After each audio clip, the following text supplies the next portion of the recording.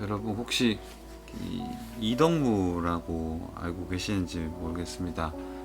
세상에서도 굉장히 좀 유명한 사람이고 그 인문학을 하는 분들 중에서는 매니아층도 좀 있습니다. 정조가 굉장히 사랑했고 박제가라고 유명한 이제 학자가 있고 근데 글을 잘 썼던 조선시대 학문을 했던 사람인데요. 그가 굉장히 교류했던 그냥 서출치순이지만 책에 미쳐가지고 책을 엄청 읽고 그 당시에 좀 글쓰기 하는 다른 방식으로 수필 에세이 같은 걸로 장르를 열어가지고 정조에게도 굉장히 사랑을 받고 굉장히 좋은 많은 글들을 남겼죠. 그래서 우리 시대에 그 번역된 책들을 꽤 많고 읽어보면 감동이 많이 되더라고요. 이동무라는 사람은 좀 알고 있었는데 최근에 몇 권의 책을 읽으면서 관심이 되게 많아졌는데요. 이전에 나온 책 중에 보면 이제 문장의 온도라고 이 책이 있는데 저는 며칠 전에 점심을 먹지 않고 이 책을 샀습니다. 예스24에 가면 되게 중고서적 싸게 샀는데 굉장히 좋더라고요. 도움이 되고 거기에 보면 이런 여러 가지 굉장히 좋은 글들이 있었는데 뜻대로 되는 일과 되지 않는 일이 내 뜻대로 되어도 단지 그렇게 보낼 뿐이다. 일이 내 뜻대로 되지 않아도 역시 그렇게 보낼 뿐이다. 그러나 언짢게 보내는 일과 기분 좋게 보내는 일이 있다. 즉, 인생의 뜻대로 되지 않는 일도 있고 또 내 뜻대로 되는 일도 있는데 그것은 결국 운에 맡기는 수밖에 없다. 이런 맥락이고 그것을 어떻게 기분 좋게 받아들이느냐 또 넘기느냐 어떻게 이해하느냐에 대한 내용인 거죠. 우리가 삶을 살아오다 보면 젊을 때는 사실 그런 생각을 하지 않죠. 항상 우리의 계획이 있고 뜻대로 잘 풀리는 것처럼 보이고 항상 계획이 있어요. 무계획이 좋은 건 아니니까요. 하지만 엄연한 현실은 계획을 한다고 해서 다 그렇게 잘 풀리지 않는다는 거. 이 거대한 수레바퀴 속에서 여러 가지 많은 것들이 톱니바퀴처럼 시계의 몇만 개의 부품처럼 돌아가는 세상 속에서 나의 계획은 한 부분일 뿐이기 때문에 우리가 코로나라는 이 바이러스를 통해서도 많은 것들을 느끼게 된 것처럼 계획은 필요하지만 계획 너머에 무엇인가가 필요하다고 우리는 알고 있고 느끼고 있죠. 그 그리스 신화에서 나오는 그 운명이라는 여신은 눈을 감고 화살을 쏩니다. 그래서 누가 맞을지 모른다는 것은 우리가 익히 알고 있잖아요. 그런데 성경은 우연과 운명을 믿지 않습니다. 그리고 이동무 씨가 이야기한 그대로 뭔가 필연적이든 우연이든 운에 맡기는 인생. 물론 그는 그렇게 살지 않았고 최선을 다해서 살았죠. 그가 서출이라고 그냥 막 살았다면 그의 어떤 수필이나 어떤 책들의 깊이는 느껴지지 못했을 것이고 이동무뿐만이 아닙니다. 정약용도 십몇 년의 유배지 속에서 유명한 책들을 어떻게 보면 상고를 거치는 것처럼 태어나게 하잖아요. 정약전도 마찬가지죠. 그가 흑산도로 유배를 가서 그저 놀고 먹고 그냥 신세한탄하면서 술을 퍼마셨다면 그의 자산어보나 그런 건 나오지 않았겠죠. 마찬가지입니다. 인생과 우연과 운명은 없고 어떤 그런 위대한 사람들 또 평인의 사람들조차도 그냥 시간을 계획이 흐트러졌다고 해서 그냥 멈추지는 않아요. 오늘 성경에 보면 제가 수요 예배 때 설교할 요셉도 마찬가지입니다. 자기 인생의 계획이 있었고 그 품 안에서 아버지의 품이라는 그 사랑의 품 안에서 늘 살았죠. 그리고 그는 그렇게 계속해서 살아갈 거라고 생각을 했던 것 같아요. 근데 그의 계획이 한순간에 일순간에 효도하다가 사라지는 거죠. 굉장히 무섭도록 속도가 나고 엉망이 되버린 인생을 우리는 결론적으로 알고 또 가정 속에서 알고 그가 어떤 식으로 살았는지에 대해서 어느 정도는 알고 있습니다.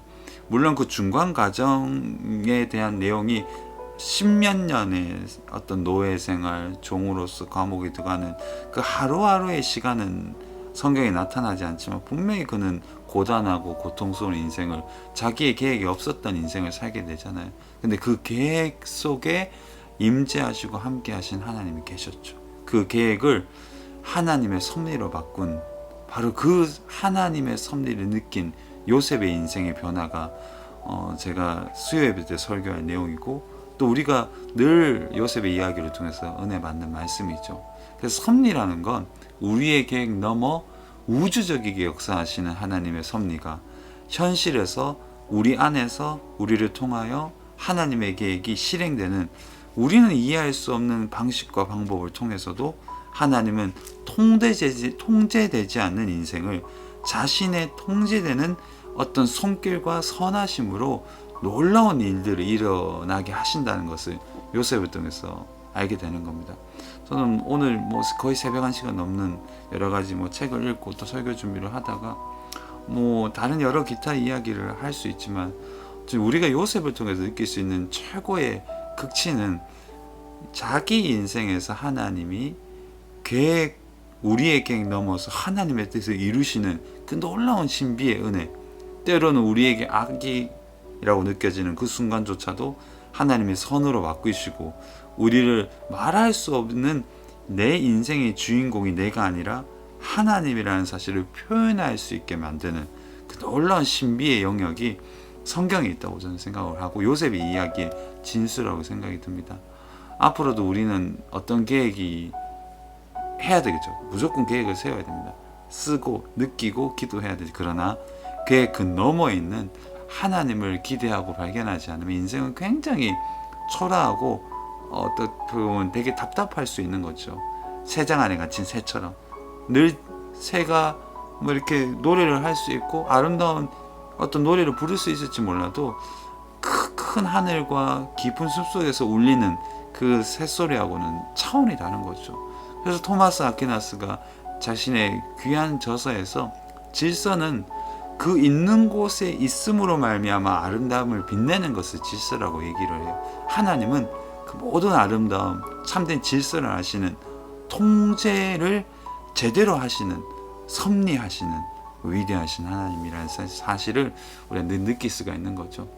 그래서 모든 책들이 귀하고 아름답지만 사실 성경은 그래서 하나님이 우리에게 하나님이 어떻게 역사하시는지에 대한 주인공적인, 하나님이 주인공 되어서 살아가게 되는 인생들에 대한 수많은 교훈들이 있다고 생각이 듭니다. 그래서 어떤 책을 읽어도 성경보다 위대할 수는 없고 성경보다 감동이 될 수는 없는 거죠. 당연한 거죠.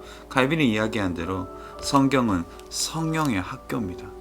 성령의 학교이기 때문에 여기서 우리는 깊이 배우게 되는 거죠. 그러나 또 책도 읽으면 좋습니다. 저는 사실 요즘에 이덕무 씨 책을 읽으면서 굉장히 감동을 받거든요. 다시 책을 읽는 기쁨을 좀 느꼈다고 할까요? 어떻게 보면 좀 이렇게 말할 수 없는, 어떻게 보면 불편한 마음이 들 때나 고단한 마음이 들 때, 저는 사실 개인적으로 마음이 괴롭거나 힘들면 밥을 잘 먹지 않습니다. 지난 주일도 어버이 주일이었는데 저희 아버님이 문득 생각이 나서, 저는 주일날 좀 일찍 나오는데 6시쯤 나와서 완벽한 금식이나 굶식은 아니었죠. 금식이 아니지 굶식이죠. 약간 작은 우유 같은 거 하나 먹고 하루 종일 굶었습니다.